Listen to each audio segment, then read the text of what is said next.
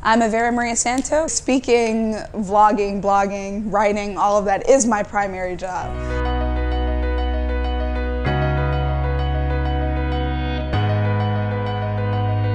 I went to a couple of conferences, started making the faith my own, probably around my sophomore year of high school.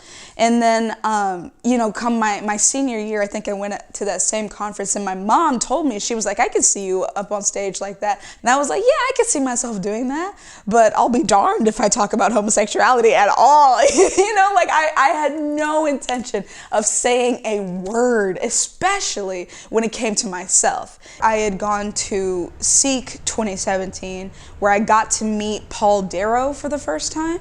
This was the first time I had ever heard homosexuality brought up at a Catholic conference. It made me realize, people want to hear about this kind of stuff.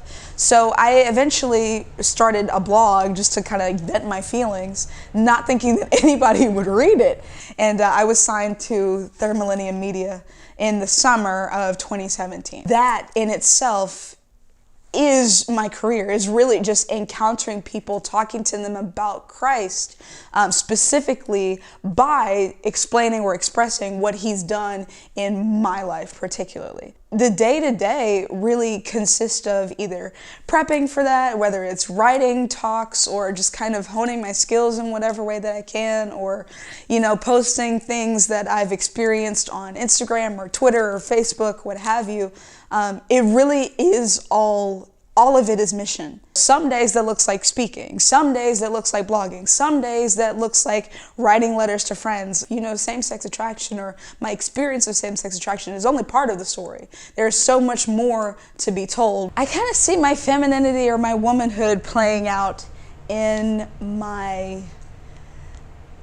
receptivity. My receptivity, I think, and my willingness to receive the gifts that God gives to me, letting God, be in me and ravish me in that way, and then tell me and whisper these things to me in the dark so that I could give them to other people in the light, is what I enjoy doing the most, and what gives me a lot of that joy, where I know that I'm engaging my femininity in a way that hopefully is helping people, that is answering my call not only to womanhood, but to motherhood.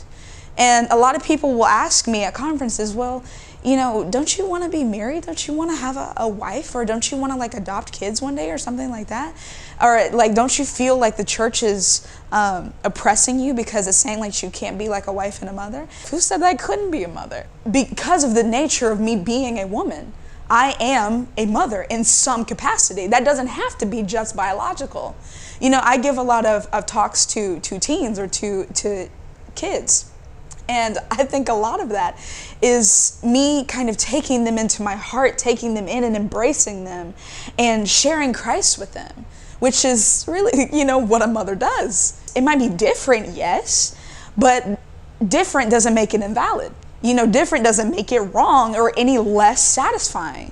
Woman is the crown of creation, first and foremost. But the only reason that term, that truth, has any weight is because of who the Creator is. My Father is King of heaven and earth. And so by nature, by my baptism, I am his daughter. And, by royalty standards, that makes me a princess. And I have my crown to prove it. All of the majesty of our womanhood comes from the fact that we were created by God. Human beings are, of course, at the top. We were created last because we were the culmination of all of creation. But even in that, woman was created after the man. She culminated it. Absolutely. She is the crescendo. She is, wow! She is God, showing off. We can all, take joy in that it's not something that we've done, but ultimately it's beauty, and it's profound beauty at its core because of whose signature is on it. But I think a lot of times just my issue with womanhood is just realizing that I don't have to necessarily earn that. having these feminine attributes or being loved by God as a woman, that doesn't have anything to do with how I'm feeling that day or what I decide to do that day or anything like that. That has everything to do with who it is that's loving me. And that is, an unchanging fact, that he's going to love me. He's going to love me as a woman, and, is going to love me in a way that, is affected by my femininity.